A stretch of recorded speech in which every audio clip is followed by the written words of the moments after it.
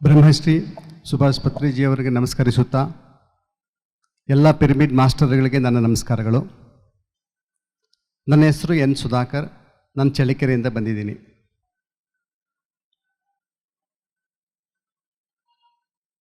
ನನ್ನ ಒಂದು ವೈಯಕ್ತಿಕ ಅನುಭವ ಹೇಳಬೇಕು ಅಂತಂದರೆ, ನಾನು ಚಿಕ್ಕಂದಿನಿಂದ ನಾನು ಏನು ಅನ್ಕೊತಾ ಇದ್ದೀನೋ, ನಾನು ಏನು ಆಸೆ ಇಟ್ಕೊತೀನೋ ಅದೆಲ್ಲ ಆಗ್ತಾ ಬರ್ತಾ ಇತ್ತು. ನಾನು SLCಯಲ್ಲಿ ಒಳ್ಳೆ ಎಜುಕೇಷನ್ ತೊಗೊಂಡು ಬೆಂಗಳೂರಿಗೆ PUC ಸೇರಿಸ್ಕೋಬೇಕು ಅಂತ ಆಸೆ ಇತ್ತು. ಅದು ಆಯಿತು. PUC ಬೆಂಗಳೂರು ನ್ಯಾಷನಲ್ ಕಾಲೇಜಲ್ಲಿ ಮಾಡಬೇಕು ಅಂತ ಅದು ಮುಗಿಸ್ಕೊಂಡೆ. ಮೆಕ್ಯಾನಿಕಲ್ ಇಂಜಿನಿಯರೇ ಆಗಬೇಕಂತ ಇತ್ತು, ಅದು ಕೂಡ ಮಾಡಿದೆ.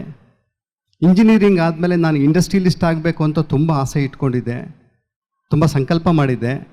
ಅದೇ ಥರ ಒಂದು ವರ್ಷದ ಸತತ ಪ್ರಯತ್ನ ನಂತರ ನಾನೊಂದು ಇಂಡಸ್ಟ್ರಿ ಕೂಡ ಹಾಕಿದೆ.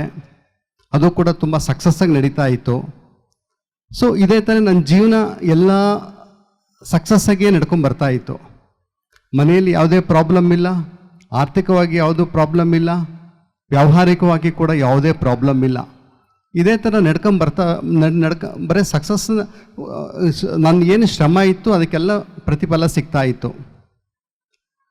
ಹೀಗೆ ಇರಬೇಕಾದ್ರೆ ಬರ್ತಾ ಬರ್ತಾ ಬರ್ತಾ ಯಾವುದೋ ಒಂದು ಮೂಲೆಯಲ್ಲಿ ಏನೋ ಒಂದು ಶೂನ್ಯತೆ ಕಾಣಕ್ಕೆ ಶುರುವಾಯಿತು. ಒಂಥರ ವ್ಯಾಕ್ಯೂಮ್ ಅಂತಾರಲ್ಲ, ಆ ಥರ ಕಾಣಕ್ಕೆ ಶುರುವಾಯಿತು.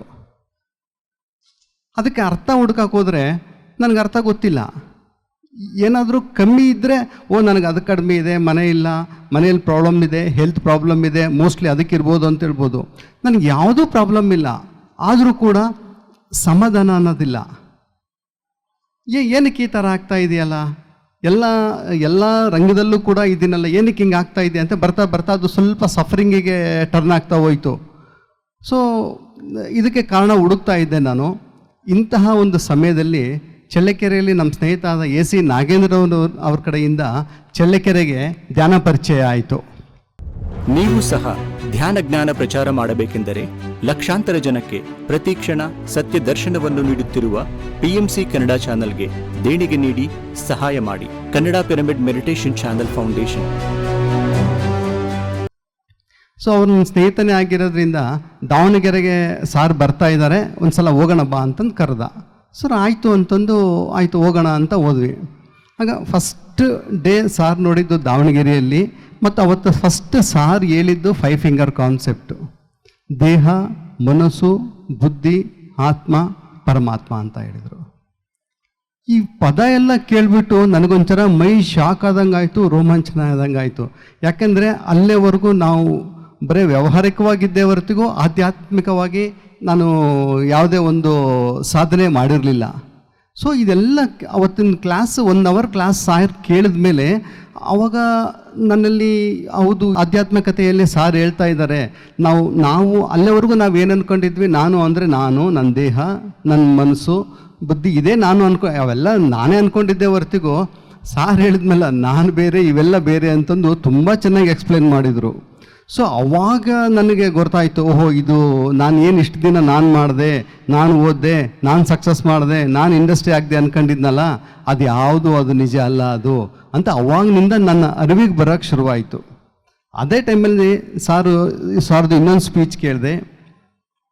If you are not suffering for anything that is enlightenment ಅಂತಂದು. ಸೊ ಇದು ಕೂಡ ನನಗೆ ತುಂಬ ತುಂಬ ಇಷ್ಟವಾದಂತಹ ಒಂದು ವೇದವಾಕ್ಯ ಆಗೋಯ್ತು. ಅಂದರೆ ಈಗ ಎನ್ಲೈಟ್ಮೆಂಟು ಅನ್ನೋದು ಅಲ್ಲೇವರೆಗೂ ನಾವು ಏನು ಅಂದ್ಕೊಂಡಿದ್ವಿ ಅಂತಂದರೆ ಅದು ಕೇವಲ ಸಾಧು ಸಂತರಿಗೆ ಮಾತ್ರ.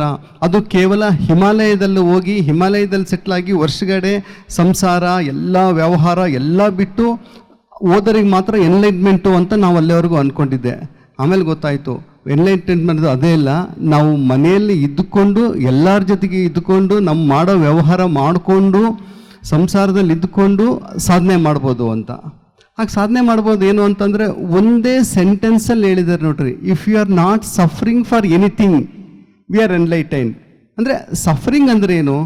ಸಫರಿಂಗ್ ಅಂತಂದ್ರೆ ನಾವು ಅನಾಲಿಸಿಸ್ ಮಾಡಿದಾಗ ಸಫರಿಂಗ್ ಒಂದು ಆರ್ಥಿಕವಾದ ಸಫರಿಂಗ್ ಇರ್ಬೋದು. ಆರ್ಥಿಕವಾದ ಸಫರಿಂಗ್ ಆಗಲಿ, ಆರ್ಥಿಕವಾದ ಸಫರಿಂಗು ಏನಕ್ಕೆ ಬರ್ತದೆ ಅಂತಂದರೆ ನಮ್ಮ ಜೀವನದಲ್ಲಿ ಮೇನ್ ಕಂಪ್ಯಾರಿಸನ್ನಿಂದ ಬರ್ತದೆ. ನೀವು ಸ್ವಲ್ಪ ಯೋಚನೆ ಮಾಡಿ ಸ್ನೇಹಿತರೆ. ಈಗ ನಮಗೆ ಪ್ರತಿಯೊಬ್ಬರು ಆರ್ಥಿಕವಾಗಿ ಒಂದು ಲೆವೆಲಲ್ಲಿ ಇರ್ತೀವಿ. ಈಗ ನಮ್ಮ ಹತ್ರ ಒಂದು 10 ಲಕ್ಷ ಇದೆ ಅಂದ್ಕೊಳ್ಳಿ, ಅವನು 1 ಕೋಟಿ ಇರೋನು ನೋಡ್ಬಿಟ್ಟು ಸಫರ್ ಮಾಡ್ತಾನೆ, ಅವನ ಹತ್ರ ಜಾಸ್ತಿ ಇದೆ, ನಮ್ಮ ಹತ್ರ ಕಡಿಮೆ ಇದೆ. ಅವನು 10 ಕೋಟಿ ಇರೋನು ನೋಡ್ತಾನೆ, ಅವನ ಹತ್ರ ಜಾಸ್ತಿ ಇದೆ, ನನಗೆ ಕಮ್ಮಿ ಇದೆ ಅಂತೆ. ಅವನು 100 ಕೋಟಿ ಇರೋನು ನೋಡ್ತಾನೆ.